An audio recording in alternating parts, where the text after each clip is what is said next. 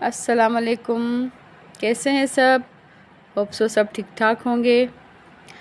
آج ہم ناول کی 13 ایپیسوڈ اسٹارٹ کرتے ہیں۔ آئیے اور ناول سے انجوائے کیجیے۔ وقت گزرنے کے ساتھ ساتھ یہاں اس کے حلقہ احباب میں اضافہ ہونے لگا، اور اسی حلقہ احباب میں ایک نام سعد کا تھا۔ اس کا تعلق کراچی سے تھا۔ سالار کی طرح وہ بھی امیر کبیر گھرانے سے تعلق رکھتا تھا، مگر سالار کے برعکس اس کا گھرانہ خاصا مذہبی تھا۔ یہ سالار کا اندازہ تھا۔ سعد کی حصے مزاح بہت تیز تھی اور وہ بہت ہینڈسم بھی تھا۔ نیو ہیون میں ایک امریکن دوست کے توسط سے اس کی ملاقات سعد سے ہوئی تھی، اور اس کی طرف دوستی میں پہل کرنے والا سعد ہی تھا۔ سالار نے اس دوستی کو قبول کرنے میں قدر تعمیل کیا، کیونکہ اسے یوں لگتا تھا جسے سعد اور اس کے درمیان کچھ بھی مشترک نہیں ہے۔ سعد وہاں سے ایم فل کر رہا تھا۔ سالار کے برعکس وہ پڑھائی کے ساتھ جاب بھی کرتا تھا۔ اس کا حلیہ اس کے مذہب کی اور جذباتی وابستگی بتانے کے لیے کافی تھا۔ اس نے داڑھی رکھی ہوئی تھی اور مذہب کے بارے میں اس کا علم بہت زیادہ تھا۔ سالار نے زندگی میں پہلی بار کسی ایسے شخص سے دوستی کی تھی جو مذہبی تھا۔ سعد 5 وقت کی نماز پڑھتا تھا اور دوسروں کو بھی اس کے لیے کہتا رہتا۔ وہ مختلف آرگنائزیشنز اور کلبز میں بھی بہت ایکٹیو تھا۔ سالار کے برعکس امریکہ میں اس کا کوئی قریبی رشتہ دار نہیں تھا، صرف ایک دور کے چچا تھے جو کسی دوسری اسٹیٹ میں رہتے تھے۔ شاید اسی لیے اپنی تنہائی کو دور کرنے کے لیے وہ بہت زیادہ سوشل تھا۔ سالار کے برعکس وہ اپنے بہن بھائیوں میں سب سے چھوٹا تھا، اور شاید یہ لاڈ اور پیار ہی تھا جس نے اس کے والدین کو اسے اتنی دور تعلیم کے لیے بھیج دیا تھا، ورنہ اس کے باقی دونوں بھائی سعد کے والد کے ساتھ گریجویشن کے بعد بزنس میں شریک ہو گئے تھے۔ وہ بھی ایک اپارٹمنٹ کرایہ پر لے کر رہتا تھا، مگر اس کے ساتھ اس اپارٹمنٹ میں 4 اور لوگ بھی رہتے تھے۔ ان 4 میں سے 2 عرب اور 1 بنگلہ دیشی کے علاوہ ایک اور پاکستانی تھا۔ وہ تمام اسٹوڈنٹس تھے۔ سعد پہلی ملاقات میں سالار سے بہت بے تکلف ہو گیا تھا۔ سالار کے امریکی دوست جیف نے جب سعد کو سالار کی اکیڈمک کامیابی کے بارے میں بتایا تو ہر ایک کی طرح سعد بھی متاثر ہوئے بغیر نہیں رہ سکا۔ سالار کو سعد کا چہرہ دیکھ کر اور خاص طور پر اس کی داڑھی دیکھ کر ہمیشہ جلال کا خیال آتا۔ داڑھی کی وجہ سے دونوں میں عجیب سی مماثلت اور مشابہت نظر آتی۔ کئی بار دوسرے دوستوں کے علاوہ سعد بھی ویکینڈ پر اس کے ساتھ ہوتا۔ تم مسلمان ہو لیکن مذہب کے سرے سے پابندی ہی نہیں کرتے، سعد نے ایک دفعہ سالار سے کہا تھا، اور تم ضرورت سے زیادہ مذہبی ہو، سالار نے جواباً کہا۔ کیا مطلب؟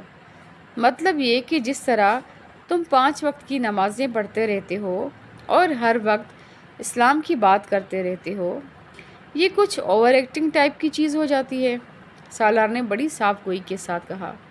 تم تھکتے نہیں ہو ہر وقت نمازیں پڑھ کر؟ یہ فرض ہے۔ اللہ کی طرف سے ہمیں حکم دیا گیا ہے کہ ہم اس کی عبادت کریں، اسے ہر وقت یاد رکھیں، سعد نے زور دیتے ہوئے کہا۔ سالار نے ایک جمائی لی۔ تم بھی عبادت کیا کرو، آخر تم بھی مسلمان ہو، سعد نے اس سے کہا۔ میں جانتا ہوں، اور عبادت نہ کرنے سے کیا میں مسلمان نہیں رہوں گا؟ اس نے کچھ تیکھے لہجے میں سعد سے کہا۔ صرف نام کا مسلمان بن کر زندگی گزارنا چاہتے ہو تم؟ سعد، پلیز اس قسم کی فضول ٹاپک پر بات مت کرو۔ میں جانتا ہوں تمہیں مذہب میں دلچسپی ہے، مگر مجھے نہیں ہے۔ بہتر ہے ہم ایک دوسرے کی رائے اور جذبات کا خیال رکھیں اور ایک دوسرے پر کچھ ٹھوسنے کی کوشش نہ کریں۔ جیسے میں تم سے یہ نہیں کہہ رہا ہوں کہ تم نماز نہ چھوڑو، اس طرح تم بھی مجھ سے یہ نہ کہو کہ میں نماز پڑھوں، سالار نے انتہائی صاف گوئی سے کہا۔ تو سعد خاموش ہو گیا، مگر کچھ دنوں بعد وہ اس کے اپارٹمنٹ پر آیا۔ سالار اس کی تواضع کے لیے کچھ لانے کے لیے کچن میں گیا تو سعد بھی اس کے پیچھے ہی آ گیا۔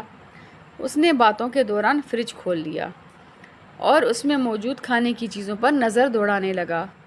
سالار پچھلی رات ایک فاسٹ فوڈ آؤٹ لیٹ سے اپنا پسندیدہ برگر لے کر آیا تھا۔ وہ فریج میں پڑا تھا۔ سعد نے اسے نکال لیا۔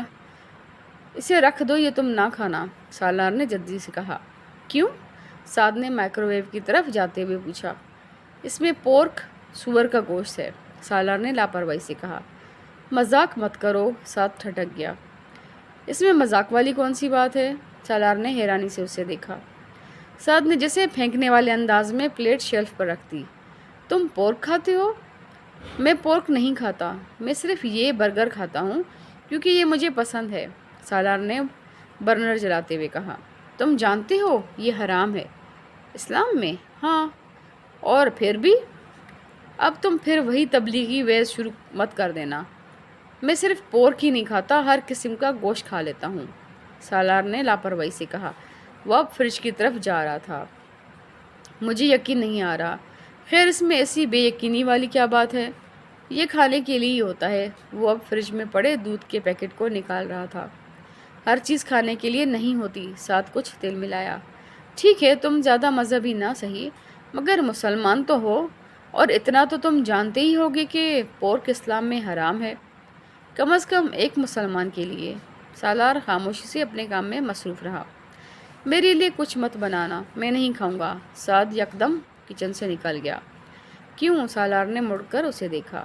سعد واش بیسن کے سامنے کھڑا صابن سے ہاتھ دھو رہا تھا۔ کیا ہوا؟ سالار نے اس سے قدرے حیرانی سے پوچھا۔ سعد نے جواب میں کچھ نہیں کہا۔ وہ اسی طرح کلمہ پڑھتے ہوئے ہاتھ دھوتا رہا۔ سالار چبھتی ہوئی نظروں سے ہونٹ بھینچے اسے دیکھتا رہا۔ ہاتھ دھونے کے بعد اس نے سالار سے کہا، میں تو اس فریج میں رکھی کوئی چیز نہیں کھا سکتا، بلکہ تمہارے برتنوں میں بھی نہیں کھا سکتا۔ اگر تم یہ برگر کھا لیتے ہو تو اور بھی کیا کچھ نہیں کھا لیتے ہوگے۔ چلو باہر چلتے ہیں، وہیں کچھ کھا لیتے ہیں۔ یہ بہت انسلٹنگ ہے، سالار نے قدرے ناراضی سے کہا۔ نہیں، انسلٹ والی بات تو کوئی نہیں ہے، بس میں یہ حرام گوشت نہیں کھانا چاہتا، اور تم اس معاملے میں پرہیز کے عادی نہیں ہو، سعد نے کہا۔ میں تمہیں یہ گوشت کھلانے کی کوشش نہیں کر رہا، تم نہیں کھاتے اس لیے میں نے وہ برگر پکڑتے ہی تمہیں منع کر دیا، سالار نے کہا۔ مگر تم کو شاید کوئی فوبیا ہو گیا ہے، تم اس طرح ری ایکٹ کر رہے ہو جیسے میں نے اپنے پورے فلیٹ میں اس جانور کو پالا ہوا ہے اور دن رات انہی کے ساتھ رہتا ہوں، سالار ناراض سا ہو گیا۔ چلو باہر چلتے ہیں، سعد نے اس کی ناراضگی کو ختم کرتے ہوئے کہا۔ باہر چل کر کچھ کھائیں گے؟ تو میں بل پے نہیں کروں گا، تم کرو گے، سالار نے کہا۔ ٹھیک ہے میں کر دوں گا، نو پرابلم، تم چلو، سعد نے اطمینان کا سانس لیتے ہوئے کہا۔ اور اگلی دفعہ تم میرے اپارٹمنٹ پر آتے ہوئے گھر سے کچھ کھانے کے لیے لے کر آنا، سالار نے قدرے طنزیہ لہجے میں اس سے کہا۔ اچھا لے آؤں گا، سعد نے کہا۔ وہ اس ویکینڈ پر جھیل کے کنارے بیٹھا ہوا تھا۔ اس کی طرح بہت سے لوگ وہاں پھر رہے تھے۔ وہ کچھ دیر ادھر ادھر پھرنے کے بعد ایک بینچ پر آ کر بیٹھ گیا۔ بہت لاپرواہی سے ایک آئس کریم اسٹک کھاتے ہوئے وہ ادھر ادھر نظریں دوڑانے میں مصروف تھا، جب اس کی توجہ 3 سال کے ایک بچے نے اپنی طرف مبذول کر لی۔ وہ بچہ ایک فٹ بال کے پیچھے دوڑ رہا تھا، اور اس سے کچھ فاصلے پر سیاہ حجاب اوڑھے ایک لڑکی کھڑی تھی جو مسکراتے ہوئے اس بچے کو دیکھ رہی تھی۔ وہ وہاں موجود بہت سے ایشین میں سے ایک تھی، مگر حجاب میں ملبوس واحد لڑکی تھی۔ وہ لاشعوری طور پر اسے دیکھے گیا۔ وہ بچہ فٹ بال کو پاؤں سے ٹھوکر لگاتے ہوئے آہستہ آہستہ اس کی بینچ کی طرف آ گیا تھا۔ ایک اور ٹھوکر نے بال کو سیدھا سالار کی طرف بھیج دیا۔ کسی غیر ارادی عمل کے تحت سالار نے اسی طرح بیٹھے بیٹھے اپنے دائیں پاؤں میں پہنے ہوئے جاگر کی مدد سے اس بال کو روکا، اور پھر پاؤں ہٹایا نہیں بلکہ اسی طرح فٹ بال پر ہی رکھا، مگر اس بار اس کی نظریں اس لڑکی کی بجائے اس بچے پر تھی جو تیز رفتاری سے اس بال کے پیچھے اس کی طرف آیا تھا۔ اس کے بالکل پاس آنے کی بجائے وہ کچھ ڈر کر دور رک گیا۔ شاید وہ توقع کر رہا تھا کہ سالار بال کو اس کی طرف لڑکا دے گا، مگر سالار اسی طرح فٹ بال پر اپنے پاؤں رکھے بائیں ہاتھ سے آئس کریم کھاتے ہوئے دور کھڑی اس لڑکی کو دیکھتا رہا۔ شاید اس سے توقع تھی کہ اب وہ قریب آئے گی۔ ایسا ہی ہوا تھا۔ کچھ دیر تک اسے فٹ بال نہ چھوڑتے دیکھ کر وہ لڑکی کچھ حیرانی سے آگے اس کی طرف آئی تھی۔ یہ فٹ بال چھوڑ دیں، اس نے قریب آ کر بڑی شائستگی سے کہا۔ سالار چند لمحے اسے دیکھتا رہا، پھر اس نے فٹ بال سے اپنا پاؤں اٹھایا اور وہیں بیٹھے بیٹھے فٹ بال کو ایک زوردار کک لگائی۔ فٹ بال اڑتے ہوئے بہت دور جا گری۔ کک لگانے کے بعد اس نے اطمینان سے اس لڑکی کو دیکھا۔ اس کا چہرہ اب سرخ ہو رہا تھا، جبکہ وہ بچہ ایک بار پھر اس فٹ بال کی طرف بھاگتا جا رہا تھا جو اب کہیں نظر نہیں آ رہی تھی۔ اس لڑکی نے زیر لب اس سے کچھ کہا اور پھر واپس مڑ گئی۔ سالار اس کے منہ سے نکلنے والے الفاظ کو سن یا سمجھ نہیں سکا، مگر اس کے سرخ چہرے اور تاثرات سے وہ یہ اندازہ بخوبی لگا سکتا تھا کہ وہ کوئی خوشگوار الفاظ نہیں تھے۔ اسے اپنی حرکت پر شرمندگی بھی ہوئی، مگر جلد ہی اندازہ ہو گیا کہ اس نے یہ حرکت کیوں کی۔ وہ لڑکی امامہ سے مشابہت رکھتی تھی۔ وہ لمبے سے سیاہ کوٹ میں سیاہ حجاب اوڑھے ہوئے تھی، دراز قد اور بہت دبلی پتلی تھی، بالکل امامہ کی طرح۔ اس کی سفید رنگت اور سیاہ آنکھیں بھی اسے امامہ جیسے ہی محسوس ہوئی تھیں۔ امامہ بہت لمبی چوڑی چادر میں خود کو چھپائے رکھتی تھی، وہ حجاب نہیں لیتی تھی، مگر اس کے باوجود اس لڑکی کو دیکھتے ہوئے اسے اس کا خیال آیا تھا، اور لاشعوری طور پر اس نے وہ نہیں کیا جو وہ لڑکی چاہتی تھی۔ شاید اسے کسی حد تک یہ تسکین ہوئی تھی کہ اس نے امامہ کی بات نہیں مانی، مگر وہ امامہ نہیں تھی۔ آخر کیا ہو رہا ہے مجھے؟ اس طرح تو اس نے حیران ہوتے ہوئے سوچا۔ وہ جیب میں سے ایک سگریٹ نکال کر سلگانے لگا۔ سگریٹ کی کش لیتے ہوئے وہ ایک بار پھر اس لڑکی کو دیکھنے لگا جو اپنے بچے کو فٹ بال کے ساتھ کھیلتے دیکھ کر مسکرا رہی تھی۔ سالار اسے دیکھ رہا تھا اور اس کے علاوہ ہر شے سے بے نیاز نظر آ رہا تھا۔ اس رات وہ کافی دیر تک امامہ کے بارے میں سوچتا رہا تھا۔ اس کے اور جلال انصر کے بارے میں اسے یقین تھا اب تک وہ دونوں شادی کر چکے ہوں گے، کیونکہ اپنا نکاح نامہ سکندر سے حاصل کرنے کے بعد وہ یہ جان چکی ہوگی کہ طلاق کا حق پہلے ہی اس کے پاس تھا۔ اسے اس سلسلے میں سالار کی مدد کی ضرورت نہیں تھی۔ یہ جاننے کے باوجود کہ جلال انصر اس کے کہنے پر بھی امامہ سے شادی پر تیار نہیں ہوا تھا، اسے پھر بھی نہ جانے کیوں یہ یقین تھا کہ جلال انصر ایک بار امامہ کے پاس پہنچ جانے پر اسے انکار نہیں کر سکا ہوگا، اس کی منت سماجت پر وہ مان گیا ہوگا۔ امامہ اس کے مقابلے میں بہت خوبصورت تھی، اور امامہ کا خاندان ملک کے طاقتور ترین خاندانوں میں سے ایک تھا۔ کوئی احمق ہی ہوگا جو جلال انصر جیسی حیثیت رکھتے ہوئے امامہ کو سونے کی چڑیا نہ سمجھتا ہوگا، یا پھر ہو سکتا ہے وہ واقعی امامہ کی محبت میں مبتلا ہو۔ جو بھی تھا، اسے یقین تھا کہ وہ دونوں شادی کر چکے ہوں گے، اور پتہ نہیں کس طرح ہاشم مبین کی آنکھوں میں دھول جھونک کر چھپنے میں کامیاب ہوئے ہوں گے، یا یہ بھی ممکن ہے کہ ہاشم مبین نے اب تک انہیں ڈھونڈ نکالا ہو۔ مجھے پتہ تو کرنا چاہیے اس بارے میں، اس نے سوچا، اور پھر اگلے ہی لمحے خود کو جھڑکا۔ فار گاڈ سیک سالار، دفع کرو اسے، جانے دو، کیوں خواہ اس کے پیچھے پڑ گئے ہو؟ یہ جان کر آخر کیا مل جائے گا کہ ہاشم مبین اس تک پہنچے ہیں یا نہیں؟ اس نے بے اختیار خود کو جھڑکا، مگر اس کا تجسس ختم نہیں ہوا۔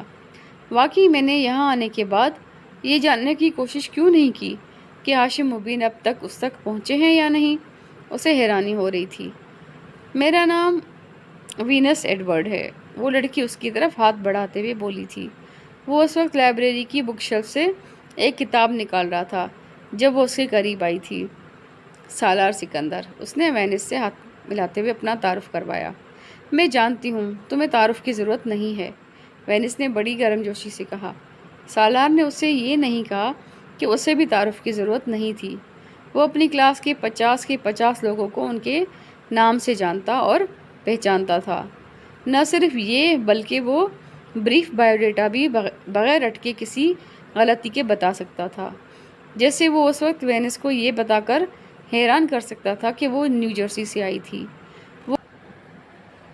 وہ وہاں ایک بیورج کمپنی میں کام کرتی رہی تھی، اس کے پاس مارکیٹنگ میں ایک ڈگری تھی، اور وہ اب وہاں دوسری ڈگری کے لیے آئی تھی، اور وہ اسے کم از کم 6-7 سال بڑی تھی۔ اگرچہ اپنے قد و قامت سے سالار اس سے بہت بڑا لگتا تھا، مگر وہ جانتا تھا کہ وہ اس وقت اپنے بیچ میں سب سے کم عمر تھا۔ اپنے بیچ میں صرف وہی تھا جو کسی قسم کی جاب کیے بغیر سیدھا MBA کے لیے آیا تھا۔ باقی سب کے پاس کہیں نہ کہیں کچھ سال کام کا تجربہ تھا، مگر اس وقت وینس کو یہ سب کچھ بتانا اس سے خوش فہمی کا شکار کرنے کے مترادف تھا۔ اگر میں آپ کو کافی کی دعوت دوں تو وینس نے اپنا تعارف کروانے کے بعد کہا۔ تو میں اسے قبول کر لوں گا۔ وہ اس کی بات پر ہنسی۔ تو پھر چلتے ہیں، کافی پیتے ہیں، سالار نے کندھے اچکاتے اور کتاب کو دوبارہ شیلف میں رکھ دیا۔ کیفیٹیریا میں بیٹھ کر وہ دونوں تقریباً آدھا گھنٹہ تک ایک دوسرے کے ساتھ باتیں کرتے رہے۔ یہ وینس کے ساتھ اس کی شناسائی کا آغاز تھا۔ سالار کے لیے کسی لڑکی کے ساتھ تعلقات بڑھانا کوئی مشکل کام نہیں تھا۔ وہ یہ کام بہت آسانی سے کر لیا کرتا تھا۔ اس بار مزید آسانی یہ تھی کہ پہلے وینس کی طرف سے ہوئی تھی۔ 3-4 ملاقاتوں کے بعد اس نے ایک رات وینس کو اپنے فلیٹ پر رات گزارنے کے لیے انوائٹ کر لیا تھا اور وینس نے کسی تعمیل کے بغیر اس کی دعوت قبول کر لی تھی۔ وہ دونوں یونیورسٹی کے بعد اکٹھے بہت سی جگہوں پر پھرتے رہے۔ سالار کے فلیٹ پر ان کی واپسی لیٹ نائٹ ہوئی تھی۔ وہ کچن میں اپنے اور اس کے لیے گلاس تیار کرنے لگا، جبکہ وینس نے بے تکلفی سے ادھر ادھر پھرتے ہوئے اس کے اپارٹمنٹ کا جائزہ لے رہی تھی۔ پھر وہ اس کے قریب آ کر کاؤنٹر کے سامنے کھڑی ہو گئی۔ بہت اچھا اپارٹمنٹ ہے تمہارا۔ میں سوچ رہی تھی کہ تم اکیلے رہتے ہو تو اپارٹمنٹ کا حلیہ خاصا خراب ہوگا، مگر تم نے تو ہر چیز بڑے سلیقے سے رکھی ہوئی ہے۔ تم ایسے ہی رہتے ہو یا یہ اہتمام خاص میرے لیے کیا گیا ہے؟ سالار نے ایک گلاس اس کے آگے رکھ دیا۔ میں ایسے ہی رہتا ہوں، قرینے اور طریقے سے۔ اس نے گھونٹ بھرا اور گلاس دوبارہ کاؤنٹر پر رکھتے ہوئے وہ وینس کے قریب چلا آیا۔ اس نے اس کے دونوں کندھوں پر ہاتھ رکھ دیے۔ وینس مسکرا دی۔ سالار نے اسے اپنے کچھ اور قریب کیا اور پھر یکدم ساکت ہو گیا۔ اس کی نظریں وینس کے گردن کی زنجیر میں جھولتے اس موتی پر پڑی تھیں جسے آج اس نے پہلی بار دیکھا تھا۔ سردی کے موسم کی وجہ سے وینس بھاری بھرکم سویٹر اور جیکٹس پہنا کرتی تھی۔ اس نے ایک دو بار اس کے کھلے کالر سے نظر آنے والی اس زنجیر کو دیکھا تھا، مگر اس زنجیر میں لٹکا ہوا وہ موتی آج پہلی بار اس کی نظروں میں آیا تھا، کیونکہ آج پہلی بار وینس ایک گہرے گلے کی شرٹ میں ملبوس تھی۔ وہ اس شرٹ کے اوپر ایک سویٹر پہنے ہوئی تھی جسے اس نے سالار کے اپارٹمنٹ میں آ کر اتار دیا تھا۔ اس کے چہرے کی رنگت بدل گئی۔ ایک دھماکے کے ساتھ وہ موتی اسے کہیں بہت پیچھے کسی اور کے پاس لے گیا تھا۔ مسح کرتے ہاتھ اور انگلیاں، ہاتھ اور کلائی سے کوہنی تک کا سفر کرتی انگلیاں، آنکھوں سے پیشانی، پیشانی سے سفید چادر کے نیچے سیاہ بالوں پر پھسلتے ہوئے ہاتھ۔ امامہ کی گردن کے گرد موجود زنجیر تنگ تھی، اس میں لٹکنے والا موتی اس کی ہنسلی کی ہڈی کے پاس بالکل ساتھ جھولتا تھا۔ زنجیر تھوڑی سی بھی لمبی ہوتی تو وہ اسے دیکھ نہ پاتا۔ اس رات وہ بہت تنگ گلے کی شرٹ اور سویٹر میں ملبوس تھی۔ اس موتی کو دیکھتے ہوئے وہ کچھ دیر کے لیے مفلوج ہو گیا۔ وہ اسے کس طرح یاد آئی تھی؟ اس نے موتی سے نظریں چرانے کی کوشش کی۔ وہ اپنی رات خراب نہیں کرنا چاہتا تھا۔ اس نے وینس کو دیکھ کر دوبارہ مسکرانے کی کوشش کی۔ وہ اس سے کہہ رہی تھی، مجھے تمہاری آنکھیں بہت خوبصورت لگتی ہیں۔ مجھے تمہاری آنکھوں سے گھن آتی ہے۔ کسی آواز نے اسے ایک چابک مارا تھا اور اس کے چہرے کی مسکراہٹ یکدم غائب ہو گئی۔ وینس کے وجود سے اپنے بازو ہٹاتے ہوئے وہ چند قدم پیچھے مڑا اور کاؤنٹر پر پڑا ہوا گلاس اٹھا لیا۔ وینس ہکا بکا اسے دیکھ رہی تھی۔ کیا ہوا؟ وہ چند قدم آگے بڑھائی اور اس کے کندھے پر ہاتھ رکھتے ہوئے کچھ تفتیش سے پوچھا۔ سالار نے کچھ کہے بغیر ایک ہی سانس میں گلاس خالی کیا۔ وینس اس کے جواب نہ دینے پر اب کچھ الجھے ہوئے انداز میں اسے دیکھ رہی تھی۔ وینس میں اس کی دلچسپی ختم ہونے میں صرف چند منٹ لگے تھے۔ وہ نہیں جانتا اسے کیوں اس کے وجود سے الجھن ہونے لگی تھی۔ وہ پچھلے 2 گھنٹے ایک نائٹ کلب میں اس کے ساتھ ڈانس کرتا رہا تھا۔ وہ اب اس کے ساتھ بے حد خوش تھا اور اب چند منٹوں میں سالار نے اپنے کندھے جھٹکے اور سنک کی طرف چلا گیا۔ وہ اپنا گلاس دھونے لگا۔ وینس دوسرا گلاس لے کر اس کے پاس چلی آئی۔ سالار نے اس سے گلاس لے لیا۔ وہ اپنے سینے پر دونوں بازو لپیٹے اس کے بالکل پاس کھڑی اسے دیکھتی رہی۔ سالار کو اس کی نظروں سے جھنجھلاہٹ ہو رہی تھی۔ میری طبیعت کچھ ٹھیک نہیں ہے، گلاس کو شیلف پر رکھتے ہوئے اس نے وینس سے کہا۔ وہ حیرانی سے اسے دیکھنے لگی۔ وہ بالواسطہ طور پر اس سے وہاں سے جانے کے لیے کہہ رہا تھا۔ وینس کے چہرے کا رنگ بدل گیا۔ سالار کا رویہ بے حد توہین آمیز تھا۔ وہ چند لمحے اسے گھورتی رہی، پھر تیزی کے ساتھ اپنا سویٹر اور بیگ اٹھا کر اپارٹمنٹ کا دروازہ دھماکے سے بند کر کے باہر نکل گئی۔ وہ دونوں ہاتھوں سے اپنا سر پکڑ کر صوفے پر بیٹھ گیا۔ وینس اور امامہ میں کہیں کسی قسم کی کوئی مشابہت نہیں تھی۔ دونوں کی گردنوں میں موجود موتی بھی بالکل ایک جیسا نہیں تھا۔ اس کے باوجود اس وقت اس کی گردن میں جھولتے اس موتی کو دیکھ کر بے اختیار وہ یاد آئی تھی۔ کیوں؟ اب پھر کیوں؟ آخر اس وقت کیوں؟ وہ بے حد مشتعل ہو رہا تھا۔ اس کی وجہ سے اس کی رات خراب ہو گئی تھی۔ اس نے سینٹر ٹیبل پر پڑا ہوا ایک کرسٹل کا گلدان اٹھایا اور پوری قوت سے اسے دیوار پر دے مارا۔ ویکینڈ کے بعد وینس سے اس کی دوبارہ ملاقات ہوئی، لیکن وہ اس سے بڑے روکھے اور اکھڑ سے انداز میں ملا۔ یہ اس سے تعلقات شروع کرنے سے پہلے ہی ختم کرنے کا واحد راستہ تھا۔ اسے ہر اس عورت سے جھنجھلاہٹ ہوتی تھی جو اسے کسی بھی طرح سے امامہ کی یاد دلاتی، اور وینس ان عورتوں میں شامل ہو گئی تھی۔ وینس جو کہ اس کی طرف سے کسی معذرت اور اگلی دعوت کا انتظار کر رہی تھی، وہ اس کے اس رویے سے بری طرح دل برداشتہ ہوئی۔ یہ علم میں یہ اس کا پہلا افیئر تھا۔ اگلے چند ماہ پڑھائی میں بے حد مصروف رہا، اتنا مصروف کہ امامہ کو یاد رکھنے اور اس کے بارے میں معلومات حاصل کرنے کی کوشش کو کل پر ٹالتا رہا۔ شاید یہ سلسلہ بھی چلتا رہتا اگر اس شام اچانک اس کی ملاقات جلال انصر سے نہ ہو جاتی۔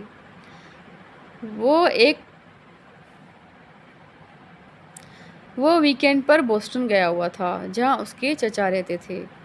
وہ وہاں اپنے ایک کزن کی شادی اٹینڈ کرنے آیا تھا۔ اس شام سالار اپنے کزن کے ہمراہ تھا جو ایک ریسٹورنٹ چلا رہا تھا۔ وہ وہاں کھانا کھانے آیا ہوا تھا۔ اس کا کزن آرڈر دینے کے بعد کسی کام سے اٹھ کر گیا تھا۔ سالار کھانے کا انتظار کر رہا تھا جب کسی نے اس کا نام لے کر پکارا۔ ہیلو! سالار نے بے اختیار مڑ کر اسے دیکھا۔ آپ سالار ہیں؟ اس آدمی نے پوچھا۔ وہ جلال انصر تھا۔ اسے پہچاننے میں لہجہ بھر کے لیے دقت اس لیے ہوئی تھی کیونکہ اس کے چہرے سے اب داڑھی غائب تھی۔ سالار نے کھڑے ہو کر اسے ہاتھ ملایا۔ 1 سال پہلے کا ایڈونچر ایک بار پھر اس کی آنکھوں کے سامنے گھوم گیا۔ رسمی الیگ سلیگ کے بعد اس نے جلال کو رسماً کھانے کی دعوت دی۔ نہیں، مجھے ذرا جلدی ہے، بس آپ پر اتفاقاً نظر پڑ گئی تو آ گیا۔ جلال نے اپنی گھڑی پر نظر ڈالتے ہوئے کہا۔ امامہ کیسی ہے؟ جلال نے بات کرتے کرتے اچانک کہا۔ سالار کو لگا وہ اس کا سوال ٹھیک سے نہیں سن سکا۔ سوری، اس نے معذرت خواہانہ انداز میں استفسار کیا۔ جلال نے اپنا سوال دہرایا۔ میں امامہ کا پوچھ رہا ہوں، وہ کیسی ہے؟ سالار پلکیں جھپکائے بغیر اسے دیکھتا رہا۔ وہ امامہ کے بارے میں اس سے کیوں پوچھ رہا تھا؟ مجھے نہیں پتا، یہ تو آپ کو پتا ہونا چاہیے، اس نے کچھ الجھے ہوئے انداز میں کندھے جھٹکتے ہوئے کہا۔ اس بار جلال حیران ہوا۔ مجھے کس لیے؟ کیونکہ وہ آپ کی بیوی ہے۔ میری بیوی؟ جلال کو جسے کرنٹ لگا۔ آپ کیا کہہ رہے ہیں؟ میری بیوی کیسے ہو سکتی ہے وہ؟ میں نے اس سے شادی سے انکار کر دیا تھا۔ آپ اچھی طرح جانتے ہیں، 1 سال پہلے آپ ہی تو آئے تھے اس سلسلے میں مجھ سے بات کرنے کے لیے۔ جلال نے جسے اس سے کچھ یاد دلایا۔ میں نے تو آپ سے یہ بھی کہا تھا کہ آپ خود اس سے شادی کر لیں۔ سالار بے یقینی سے اسے دیکھتا رہا۔ میں تو یہ سوچ کر آپ کے پاس آیا تھا کہ شاید آپ نے اس سے شادی کر لی ہوگی۔ وہ اب وضاحت کر رہا تھا۔ آپ نے اس سے شادی نہیں کی؟ سالار نے پوچھا۔ نہیں، آپ سے تو ساری بات ہوئی تھی، میں نے انکار کر دیا تھا۔ پھر اس سے میری شادی کیسے ہو سکتی تھی؟ پھر میں نے سنا کہ وہ گھر سے چلی گئی۔ میں نے سوچا آپ کے ساتھ کہیں چلی گئی ہوگی، اس لیے تو آپ کو دیکھ کر آپ کی طرف آیا تھا۔ میں نہیں جانتا کہ وہ کہاں ہے، میں تو پچھلے 7-8 ماہ سے یہی ہوں، سالار نے کہا، اور مجھے یہاں آئے 2 ماہ ہوئے ہیں، جلال نے بتایا۔ مجھ سے ملاقات کے بعد کیا اس نے دوبارہ آپ سے رابطہ یا ملاقات کرنے کی کوشش کی تھی؟ سالار نے کچھ الجھتے ہوئے انداز میں پوچھا۔ نہیں، وہ مجھ سے نہیں ملی۔ یہ کیسے ہو سکتا ہے کہ لاہور جا کر اس نے آپ سے رابطہ کرنے کی کوشش نہ کی ہو؟ سالار کو اس کی بات پر یقین نہیں آیا۔ مجھ سے رابطہ کرنے سے کیا ہوتا؟ آپ کے لیے وہ گھر سے نکلی تھی، اسے آپ کے پاس جانا چاہیے تھا۔ نہیں، وہ میرے لیے گھر سے نہیں نکلی تھی۔ آپ تو اچھی طرح جانتے ہیں کہ میں نے اسے بتا دیا تھا کہ میں اس سے شادی نہیں کر سکتا۔ پھر آپ یہ مت کہیں کہ وہ میرے لیے گھر سے نکلی تھی۔ جلال کے لہجے میں اچانک کچھ تبدیلی آ گئی۔ ساری بات آپ ہی سے تو ہوئی تھی۔ کیا آپ واقعی سچ کہہ رہے ہیں کہ وہ دوبارہ آپ کے پاس نہیں گئی؟ میں آپ سے جھوٹ کیوں بولوں گا، اور اگر وہ میرے ساتھ ہوتی تو میں آپ کے پاس اس کے بارے میں پوچھنے کے لیے کیوں آتا؟ مجھے دیر ہو رہی ہے۔ جلال کے لہجے میں اب بے نیازی تھی۔ آپ مجھے اپنا کانٹیکٹ نمبر دے سکتے ہیں؟ سالار نے کہا۔ نہیں، میں نہیں سمجھتا کہ آپ کو مجھ سے اور مجھے آپ سے دوبارہ رابطے کی ضرورت پڑ سکتی ہے، جلال نے بڑی صاف گوئی سے کہا اور واپس مڑ گیا۔ سالار کچھ الجھے ہوئے انداز میں اس کی پشت پر نظریں جمائے رہا۔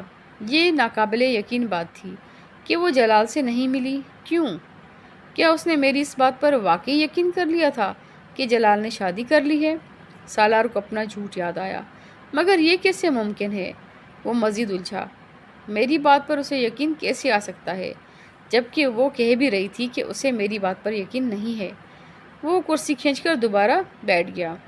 اور اگر جلال کے پاس نہیں گئی تو پھر وہ کہاں گئی؟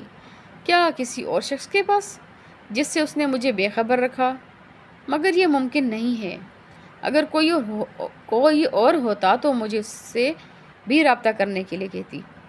اگر وہ فوری طور پر جلال کے پاس نہیں بھی گئی تھی تو سکندر سے نکاح نامہ لینے اور طلاق کے حق کے بارے میں جاننے کے بعد اسے اسی کے پاس جانا چاہیے تھا، اور وہ یہ نہیں جانتا تھا کہ اس نے جلال کی اس فرضی شادی کے بارے میں اسے کیوں بتایا۔ شاید وہ اسے پریشان کرنا چاہتا تھا، یا پھر یہ دیکھنا چاہتا تھا کہ وہ اب کیا کرے گی، یا پھر شاید وہ بار بار اس کے اس مطالبے سے تنگ آ گیا تھا کہ وہ پھر جلال کے پاس جائے، پھر جلال سے رابطہ کرے۔ وہ ایسا کرنے کی وجہ نہیں جانتا تھا۔ جو بھی تھا، بہرحال اسے یقین تھا امامہ جلال کے پاس جائے گی۔